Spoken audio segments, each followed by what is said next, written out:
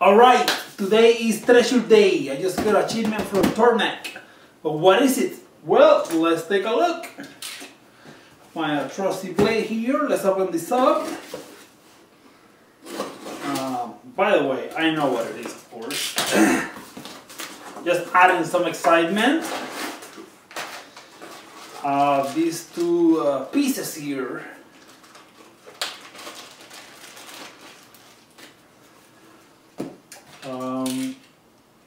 It will all become obvious as we open them up.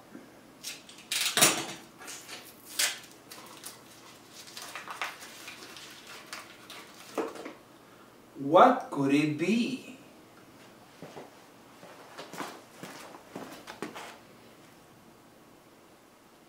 I bet some of you guys already know. And I have two of those.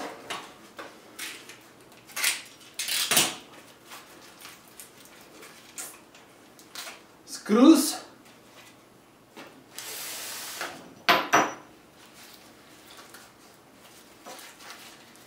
And some kind of a contraption.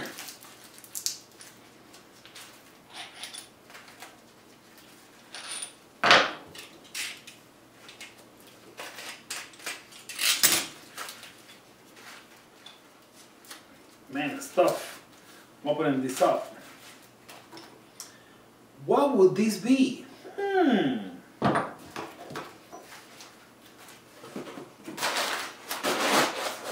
guess the secret is on the big box.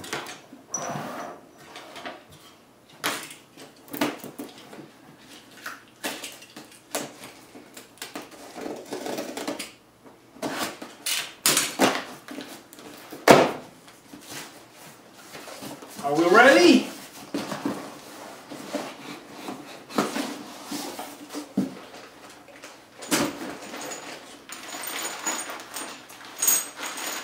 More metal accessories such as screws.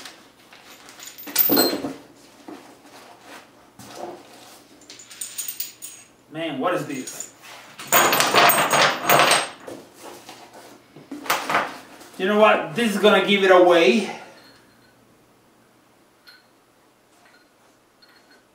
If you still doesn't know what this is, you must be new into machining. No problem. Here we go.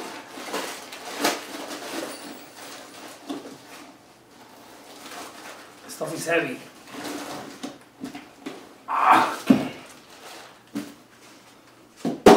Gorgeous Vise. Man, I have been wanting one of these for a long time. And a few days ago, I just said, you know what, screw it, let's go for it. I deserve it, the Tormach deserves it, so I guess all I have to do now is make it worthwhile. Which brings us to today's topic.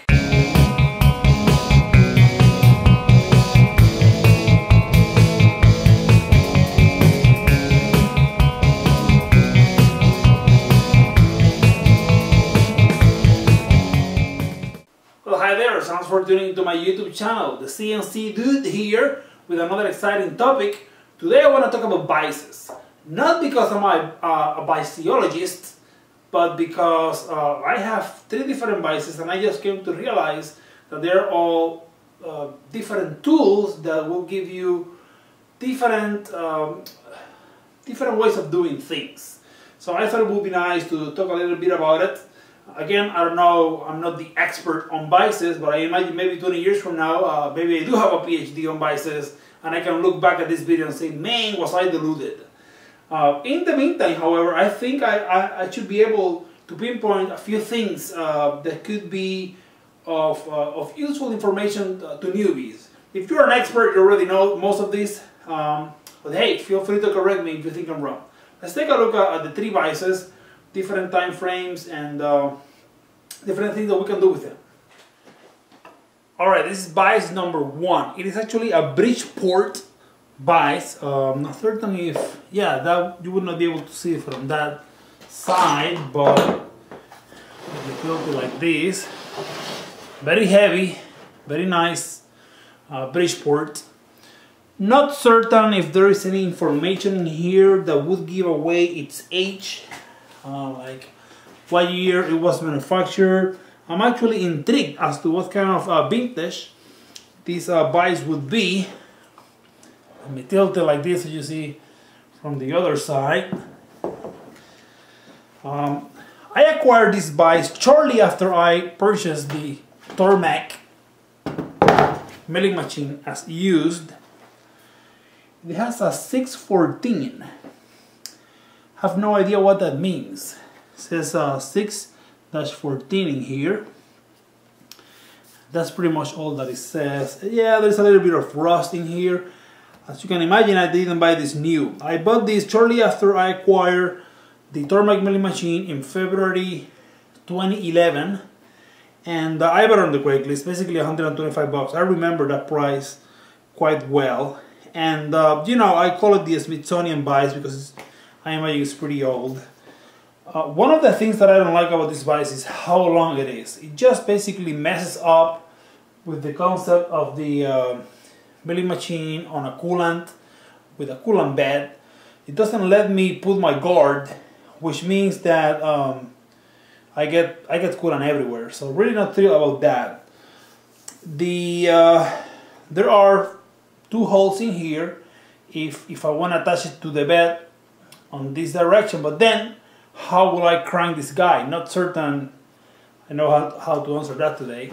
So I'm not certain I would ever use these 2 holes on the bed. The ones that I use obviously were these 2, and I never added the guides. So this is just basically I have to center it every time I put it on the bed. And this hole, I believe this hole is to locate it if you have a swivel base like this one. We'll see that. So that's pretty much all there is about this vise. Very old, most likely I'll sell it one of these days, because now that I have the new vise, I don't see why I would need this one. Super strong though. Always be careful, don't squash your fingers with these preposterously heavy contraptions. This is the handle. It's a little bit bent because every now and then I forget it, and as the Y axis is fitting, this thing, this side gets jammed and then it bends like this. So not very clever on my side. I have learned not to do that anymore. You know, I have straightened it a little bit. What do I tell you? Seriously, I'm gonna have to find a bank to get me 5 cents for every time that bastard compressor turns on in the middle of a video and ruins everything. So like I was saying, I have been able to straighten it a little bit by using the other vises. The teeth in the jaws, they're a little bit messed. I have made not that many mistakes. As you wouldn't believe, most of these nicks came with it, and all of these nicks came with the vise. I don't know if somebody was practicing how to mess up a vise before they sold it. So that's pretty much it with vise number 1, the Bridgeport Smithsonian vise. Actually, before I move on to tool number 2, let me pinpoint that this vise does have the mounting hole for a work stop. So I never used it, but if I had wanted, I could have screwed a work stop into this hole and that would have worked. Let me, before I go to vise number 2, let me add that you can use one of these puppies as your work stop. Let's say that you know that this is the distance where the item has to be. So every time you're going to load a new part, that should be pretty repeatable. And I have done it a few times and it works very nice. So this could be your work stop if you have a vise that doesn't have the means to have a work stop. So what's the story behind vise number 2? Shortly after I bought the Tormach, and I had already acquired the Bridgeport Smithsonian vise, The gentleman that sold me the Tormach calls me and say, hey, why don't you come down here? I found a few goodies that you may want to have, you know, like cutters and other goodies. I felt for the trap, and I go to his house, and of course he did give me a bunch of goodies, cutters and all, basically all knickknacks. But what he actually wanted was to pitch this vise. According to him, this vise is a super expensive vise that he bought on MSC for, I don't remember, $300 or $400. He showed me the receipt. He even gave me the receipt, and I have never been able to find it. But according to him, legitimately, this was a very expensive vise. As I look into it, this looks a lot like the ones that you would buy on eBay. Those Char's imports. So I have no idea whether that's the case. Obviously, I'm not gonna buy a Char's vise to learn that whether this is or is not a Char's. Curiously, I have not ever been able to find any kind of markings that tell me what brand it is. So I'm thinking it is actually an import, and it wouldn't surprise me if MSC sold this vise as something out of you know, alien technology, but it's in reality an import like a Char's. It's just rebranded as MSC. Still, what you get here is basically one of the reasons why I have never gotten rid of it, although I rarely use it, is the swivel base. I think there is uses for a swivel base. Of course, on the Bridgeport, I don't have this ability, although I imagine there are ways in which I could make something like this happen. But here, I have the ability to create any angle if the need ever arises. So that's one of the advantages. Like I was explaining, on the Bridgeport, there is a guiding pocket, round pocket, which I believe is used for the guiding pin, which is that guy in there. Of course, I cannot put the Bridgeport in here because this guiding pin is of different diameter. Not that I have tried, but it pretty much looks like it's a different diameter. And yes, all that you see in here is rust. This is one of the things that makes me wonder what kind of a cheesy vise is this, because, you know, I brought it home, and a few weeks after I look at it and it's all rusted. It's like, man, what the hell is going on here? Nothing that I have in here rusts like this. So I'm actually surprised that happened. Whether that is normal or not, I am not experienced enough to say. But man, if I wanted to sell these vise as new, that's never gonna happen. So most likely I'm just gonna keep it and use it when the time comes. You know, one of the beauties about tools is you don't get the tools because you need them. It's because you know that one of those days you're gonna need it and you're not gonna have it. And I have been able to have my neck saved so many times just because I had the tool that I needed in the moment in which I needed it. Although I bought it just because I found it to be cool to have it. This is the handle for the vise. As you can see, this is very convenient because you can use it just like the Bridgeport, but at the same time you could flip it. I cannot do that with the Bridgeport handle. The Bridgeport handle just goes. So, not that it's a deal breaker, but I think this style of handle is more commonplace on the most modern offerings out there. So overall, a vise that I have never used. I mean, I think I used it once, and that was it. And with a swivel base that I haven't really used as of today, but you know, maybe one of these days I need it and I have it. That brings us to vise number 3, which is the new acquisition, today's puppy here, which I have just gotten over the mail. This is a Tormach 5-inch vise. I have been wanting this vise for quite a while, and the reason is because there is something you can do with this vise that you cannot do with the other two, and that would be to flip it like this. The other day I actually needed that feature, and I was like, man, if I had that vise, that would be awesome. But I didn't have it, so I decided that I wasn't going to let that happen again.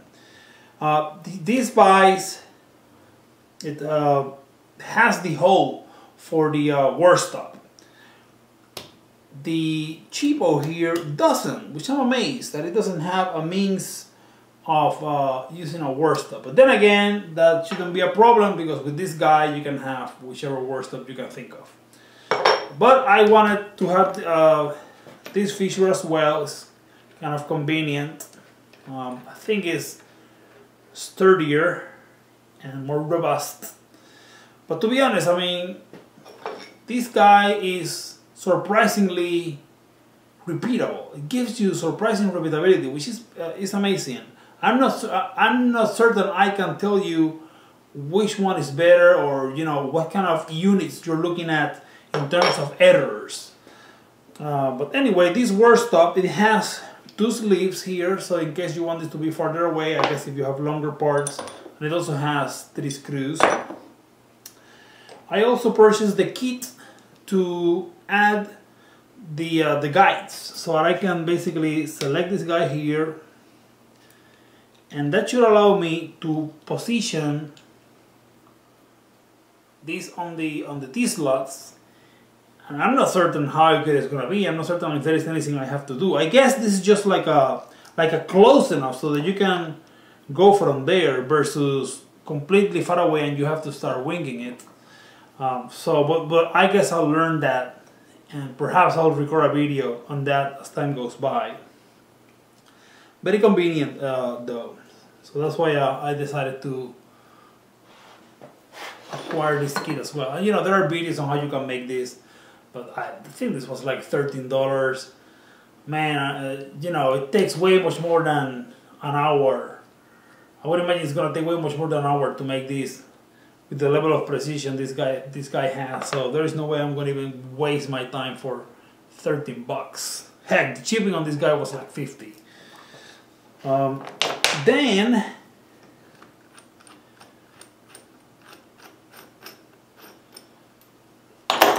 these brackets, I'm not certain how this goes. I imagine something like this. That would make sense. And it comes with the T-slots, T-slot bracket. So of course this vise doesn't have holes, like mounting holes like this, so it will have to be this guy here.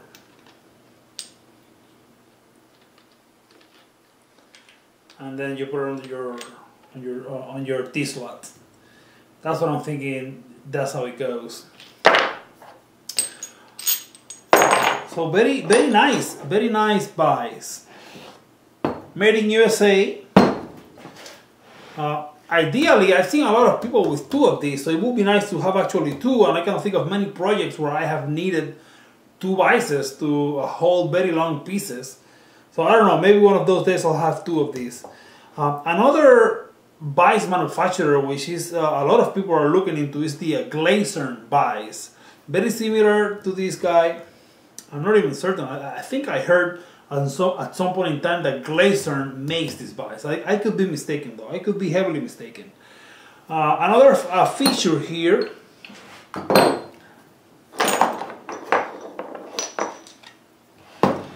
Another very interesting feature are these holes in the back, which you can use to hold some kind of a splash guard for the coolant.